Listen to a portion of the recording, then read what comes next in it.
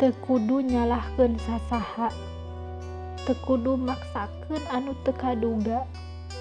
Lakonan we hirup mah samampuhna, sabab moal aya anu leuwih ngarti iwalti diri nyalira. Teu kudu hayang katempo alus di mata salerea, teu kudu ngajelaskeun diri urang jiga kumaha.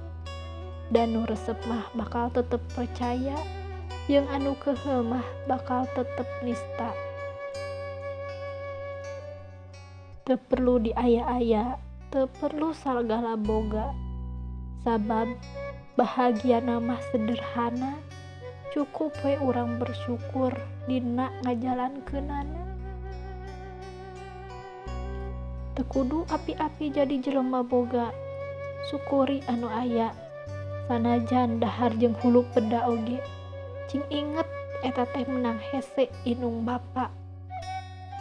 Sanajan ayeuna teu boga banda, sanajan teu boga gawe, sanajan loba anu ngahina, sanajan loba anu teu malire, tapi adab ulah nepi ka leungit. Sabab adab jauh leuwih berharga tibatan harta banda.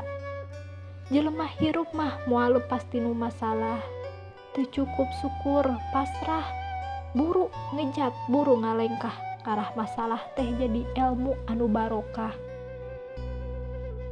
Eueuh jelema gagal nu teu boga masa depan, jeung eueuh jelema sukses nu teu boga masa lalu. Intina kudu loba bersyukur, inget kanu maha kawasa, meh hirup urang teh henteu kadaluarsa.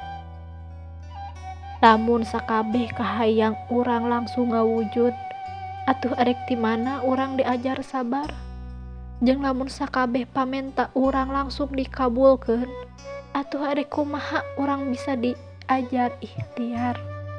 Da jalma anu pinuh ku kangewa ka batur, bakal capek hatena, gering pikiranana, jeung moal jongjon kana hirupna. Da ku sanget-sangetna hawa dunya, jeung dulur ge bisa jadi teu akur, jeung baraya bisa jadi pasea.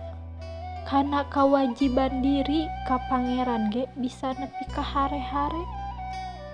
Latih ayeuna mah diri teh ku kapeurih, latih geura jeung asah diri teh ku kanyaah. Sabab nu ngeunah moal salilana bingah, jeung nu lemah moal salilana susah.